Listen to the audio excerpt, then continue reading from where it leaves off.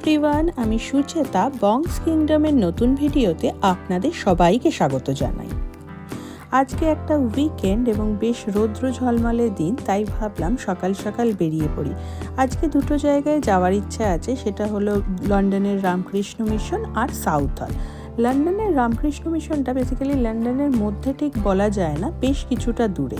আমাদের বাড়ি থেকে ধরুন 1.5 ঘন্টা মতো ড্রাইভিং ডিস্টেন্স। আমরা তাই এখানে আজকে মাসির বাড়ি চলে এসেছি, এখান থেকে মাসিকে নিয়ে যাব রামকৃষ্ণ মিশনে। আর দেখতে দেখতে 1-1.5 ঘন্টার ড্রাইভের পরে রামকৃষ্ণ মিশন পৌঁছেও গেলাম। এখানে রামকৃষ্ণ মিশনটা আমাদের মতো এক্স্যাক্টলি নয়, এখানে কেউ একটা তার পুরনো বাড়ি এই রামকৃষ্ণ মিশনকে ডোনেট করেছে, আর সেখানেই ওরা ছোট মন্দির মতো করেছে। আর সামনে আছে একটা মস্ত বড় বাগান। এটা হলো একটা পুরনো বাড়ি, পুরনো দোতলা বাড়ি বলা যায়, যার উপর তলায় ওরা অফিসিয়াল কাজকর্মের জন্য রেখেছে, আর নিচের তলাটা আপনার ঠাকুরের পারপাস রেখেছে, যেখানে ধরুন দুর্গাপুজো হয় বা কেউ যদি এসে বসতে চায়, ঠাকুর সাধনা করতে চায়, তারা সেটা করতে পারে। এই সামনের দিকে যেটা দেখছেন এটা হলো পুরো বাগান, একটা বিশাল বড় বাগান। আমরা দিনের শেষে ভাবছি একবার গিয়ে ঘুরে আসবো।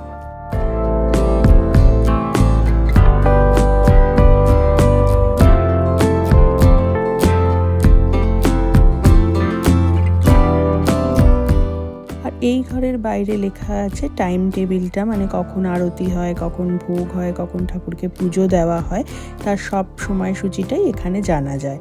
আর এই জায়গাটা হলো মেইনলি পুজোর জায়গা, যেখানে ওরা পুজো করে। এখানে একজন ভদ্রলোক এসে কিছুক্ষণ আগেই ফুল টুল দিয়ে সাজিয়ে পুজোর ব্যবস্থা শুরু করেছেন।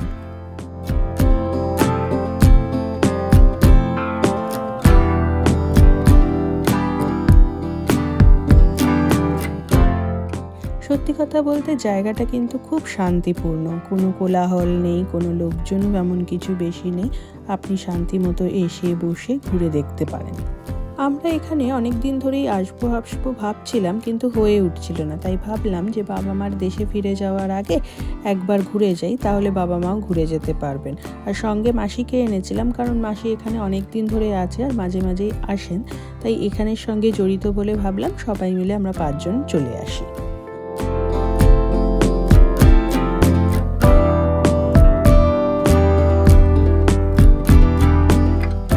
সত্যি কথা বলতে বাড়িটা কিন্তু দেখতে আমাদের পুরনো বাগান বাড়ির মতোই, অনেকটা বড় জায়গা জুড়ে আছে, আর সামনে আছে একটা মস্ত বড় বাগান। আর যেহেতু আজকে রোদ উঠেছে, তাই জন্য দেখতেও খুব ভালো লাগছে। আর এটা যেহেতু লন্ডনের থেকে বেশ কিছুটা দূরে, তাই জন্য বেশ নিরিবিলি। ভাবছি বাগানটা ঘুরে দেখবো, তবে পুরোটা দেখতে যাব না, কারণ ওদিকে সাউথ হলও যেতে হবে। আর এখানে যেহেতু উইকেন্ডের দিকে দোকানগুলোও তাড়াতাড়ি বন্ধ হয়ে যায়, তাই জন্য এখানে আর অনেকক্ষণ বেশি কাটানো যাবে না। দেখতে গেলে বাড়িটার সৌন্দর্য কিন্তু বাড়িয়ে দিয়েছে এই লতানো গাছগুলো। পুরো বাড়িটা জুড়েই লতানো গাছগুলো কংক্রিটের দেওয়াল জুড়ে আছে, আর ভারী সুন্দর লাগছে দেখতে।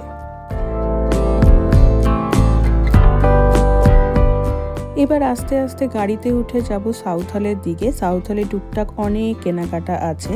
প্রথমেই ঢুকে গেলাম বাসনপত্রের দোকানে, কারণ আমার একটা দেশি স্টাইলের ননস্টিক লাগবে। ননস্টিক যদিও এখানে অনেকটাই পাওয়া যায়, কিন্তু কড়াই শেপের ননস্টিক খুব সহজে পাই না।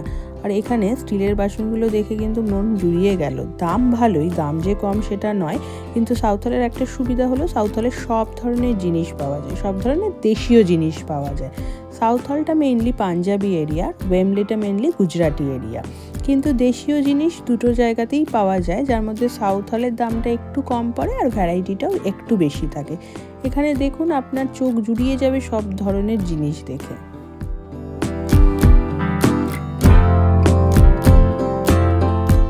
সামনে যে টিফিন বক্সগুলো দেখছেন, এগুলোর দাম প্রায় 19 পাউন্ড মতো। 19 পাউন্ড মানে ধরুন 1800-1900 টাকা ইন্ডিয়ান কারেন্সিতে হবে।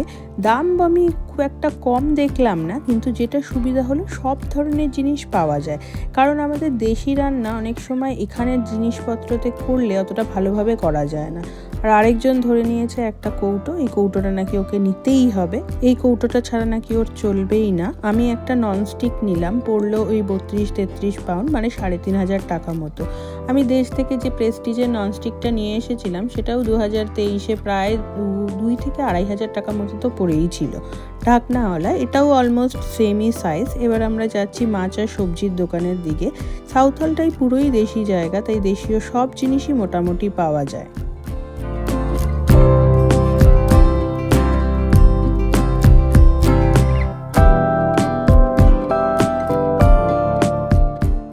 এখান দিয়ে সোজা গেলেই পরপর সাউথ হলের বিভিন্ন দোকান, তারপরে খাবারের দোকানও আছে, কুলচার দোকানও আছে।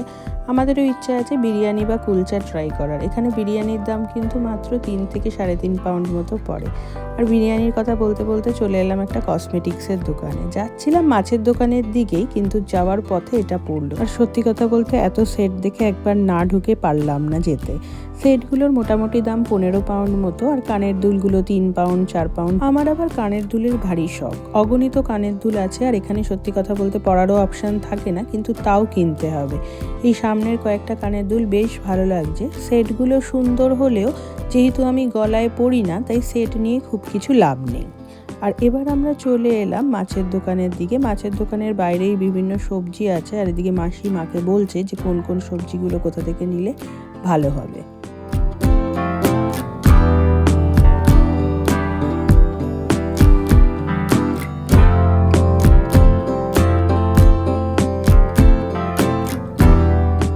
আর শ্রেয়াঙ্ক নিজে নিজেই পটল বাছতে শুরু করেছে। ওকে যে কে বলে পটল বাছতে ভগবান জানে।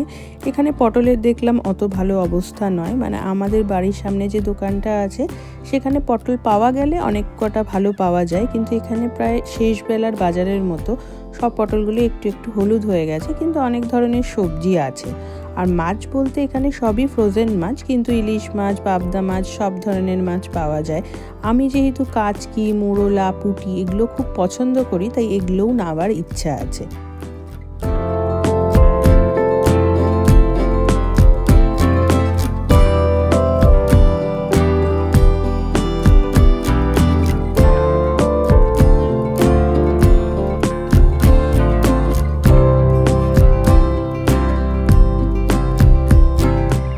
কত মাছ যে প্যাকেট করা তার কিন্তু কোনো সীমা পরিসীমা নেই। এখানে মাংসও পাওয়া যায়, কিন্তু মাংস নেওয়াটা আমাদের উদ্দেশ্য নয়, কারণ মাংস তো আমরা সবসময়ই পাই, তাই জন্য। আর এখানে দেখুন পুরো প্যাক করে রাখা আছে, সেটাই আছে পার্শে, পাবদা, সব ধরনের মাছ আছে। পুঁটি, মোরলার ছোট ছোট মানে ধরুন ওই 200 গ্রামের মতো ওজনগুলোর প্যাকেটগুলোর দাম হচ্ছে 2 পাউন্ড, মানে ওই 250 টাকা মতো। আর এখানে আরও অনেক ধরনের মাছ আছে, কিন্তু সব মাছগুলো কিন্তু পরিষ্কার করা নয়। পুঁটি, মোরলা মোটামুটি পরিষ্কার করাই থাকে, কিন্তু ধরুন পার্শে, পাবদা বা বড় বড় ট্যাংরা এগুলো নিজেকে বাড়িতে গিয়ে পরিষ্কার করে নিতে হয়। প্রবলেমটা হলো যে এগুলো যেহেতু ফ্রোজেন মাছ, বাড়িতে গিয়ে কিছুক্ষণ বাইরে রেখে জলে ভিজিয়ে তারপরে করতে হয়। তাই জন্য মা চলে যাওয়ার পর আমার খুব একটা এগুলো নেওয়ার ইচ্ছা নেই, তবে পুঁটি, মোরলা এগুলো নিয়ে নেব।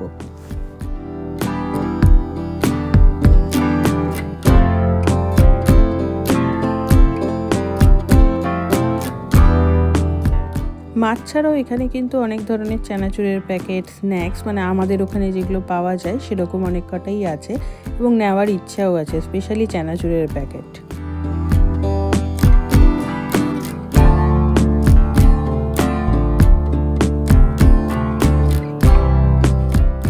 এখানে ইলিশ মাছটা ঠিক মতো পেলাম না, আর আজকে যেহেতু দিনের শেষের দিক হয়ে গেছে, তাই অন্য দোকানে যাওয়ারও মনে হয় টাইম হবে না। সেক্ষেত্রে পরের দিন এসে ইলিশ মাছটা নিয়ে যেতে হবে।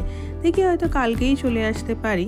আজকে দেখা যাক মাছ নেওয়ার পরে ফ্রিজে কতটা জায়গা থাকে, কারণ মাছের সংখ্যাও প্রচুর হয়ে যাচ্ছে। মাসিও কিছু নিচ্ছে আর মাও কিছু নিচ্ছে, তবে মাসির যেহেতু এখানে ফ্রিজার আছে, তাই জন্য মাসি অনেক কটা নিলেও স্টোর করে রাখতে পারে। এখানে যাদের বাড়িতে বেসিক্যালি পুরনো পার্কিং আছে, যারা পার্কিংয়ে আর গাড়ি রাখে না, গাড়ি বাইরেই রাখে, তারা অনেক সময় ফ্রিজার ইউজ করে, যাতে একসাথে অনেকটা বাজার করে সেখানে রাখতে পারে। কারণ লন্ডনে সব কিছু পাওয়া গেলেও লন্ডনের বাইরে প্রতিদিন বা মাঝে মাঝেই বাজার করার ব্যাপারটা এখানে খুব কমই আছে।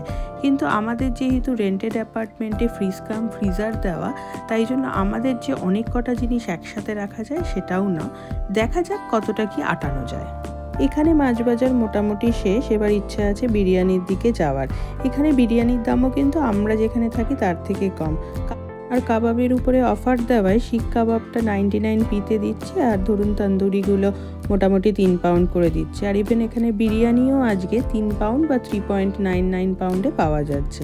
আমাদের ওখানে মোটামুটি বিরিয়ানির দাম 10 থেকে 12 পাউন্ডের নিচে তো কোনো রেস্টুরেন্টেই নেই। আর যদি আরেকটু ভালো রেস্টুরেন্টে যান তাহলে 17-18 পাউন্ডও পড়ে যায়। পরের দিন আবার চলে এলাম সাউথ হলে আজকে নিতে ইলিশ মাছ। তবে এই দোকানে এসে দেখলাম ইলিশ মাছ ছাড়াও কালকে যে মাছগুলো নিয়েছিলাম সব কিন্তু এই দোকানেও পাওয়া যায় এবং ভ্যারাইটিও ভালো। আজকে ভাবছি নেব ইলিশ মাছ আর মাছের ডিম। আমি মাছের ডিম খেতে খুব ভালোবাসি, কিন্তু আমি যেহেতু শীতকালে যাই তাই জন্য আমাদের বাজারে তো অ্যাটলিস্ট মাছের ডিম খুব একটা কিছু পাই না।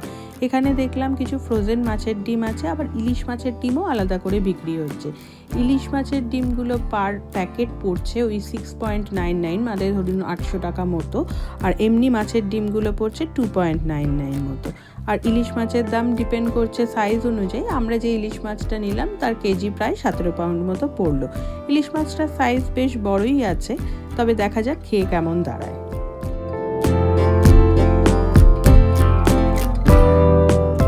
আর খুঁজতে খুঁজতে পেয়ে গেলাম কোয়ালিটি স্টোর। কোয়ালিটি স্টোরে অনেক ধরনের দেশি জিনিস পাওয়া যায়, তাই এখান থেকেও বিভিন্ন ধরনের দেশি কেক বা কিছু সবজিপাতি নিয়ে যাওয়ার ইচ্ছা আছে।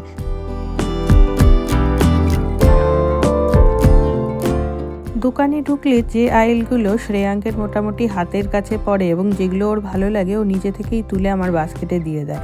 মোটামুটি বাস্কেট তো জিনিসে ভরে গেল, কোনটা নেব কোনটা না নেব ঠিক নেই, ও মোটামুটি বাস্কেটে সমানে তুলে যাচ্ছে। ওইটা না ওই যে কেকটা নিচ্ছিলে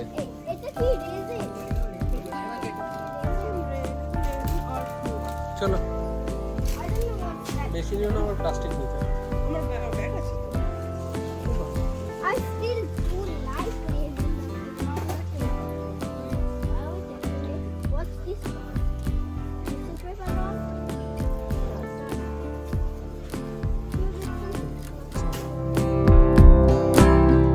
এখানে আছে টিনের কৌটোতে স্পিনাচগুলো পুরো একদম পেস্ট করা আছে, মানে ধরুন আপনি পালং পনির করলেন বা কিছু করলেন সেটা ডাইরেক্ট এই স্পিনাচটা দিয়ে ইউজ করে করা যাবে।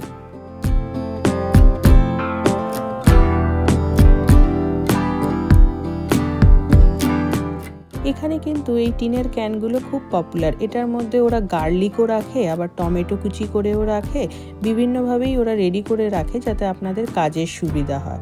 আর এই সেকশনটা হলো মোটামুটি চিকপিস সেকশন।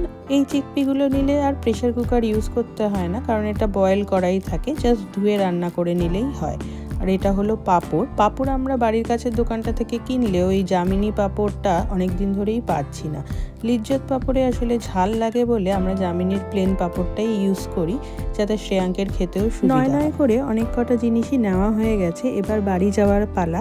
আজকের ভিডিওটা তাহলে এখানেই শেষ করছি। আবার নতুন কোনো অভিজ্ঞতার সাথে নিয়ে আসবো নতুন কোনো ভিডিও।